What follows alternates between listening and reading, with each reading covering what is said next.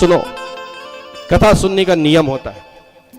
परीक्षित जी, हम आपको बता रहे हैं यहां पर, ठीक है, नियम कैसे होता है।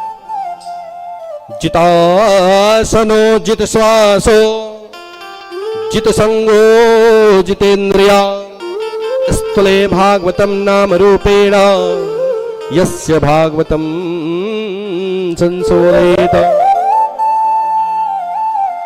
जितासनो, एक स्थान में बैठ करके कथा को सुनना चाहिए, ठीक है।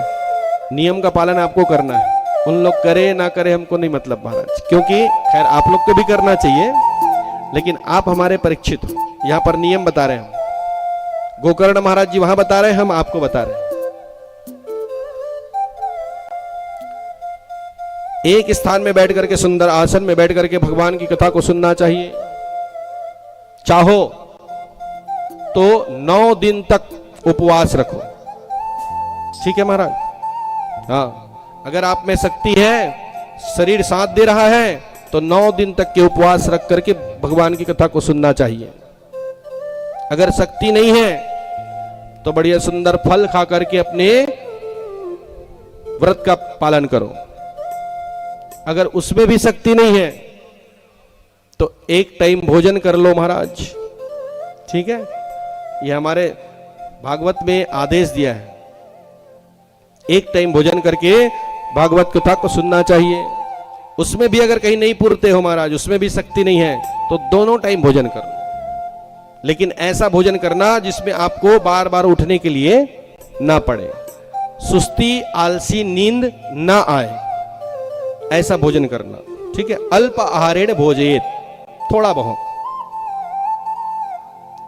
तीसरा नियम, खाट में नहीं सोना, जमीन में सोओ। अगर शरीर अच्छा है भगवान की कृपा से, तो शरीर को बढ़िया सुंदर जमीन में शयन करना चाहिए। चौथा नियम, क्षौर क्रिया नहीं कराना चाहिए कभी भी। भागवत के चलते हुए तक के दाढ़ी, मूंछ, नाखून, बाल बिल्कुल नहीं कटाना, ठीक है। पांचवा नियम, लहसुन प्याज नहीं खाना है, बिल्कुल नहीं खाना महाराज, क्योंकि लहसुन और प्याज ये दोनों तामस चीज है, और तामस में भगवान की भक्ति नहीं होती। छठवां नियम, ब्रह्मचर्य व्रत का नियम का पालन करना, ठीक है। और भोजन भी करोगे तो पत्तल में करना महाराज, पत्तल का भोजन बहुत सुंदर शुद्ध आनंद आता है, ये बिल्कुल।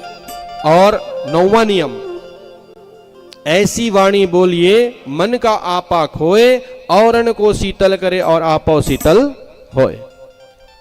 वैसे तो झूठ कभी नहीं बोलना चाहिए, लेकिन 9 दिन तक बिल्कुल आपको तनिक मात्र झूठ नहीं बोलना है। सबसे बढ़िया प्रेम से भाषा निकालना है, कभी किसी के लिए गुस्सा नहीं करना 9 दिन तक।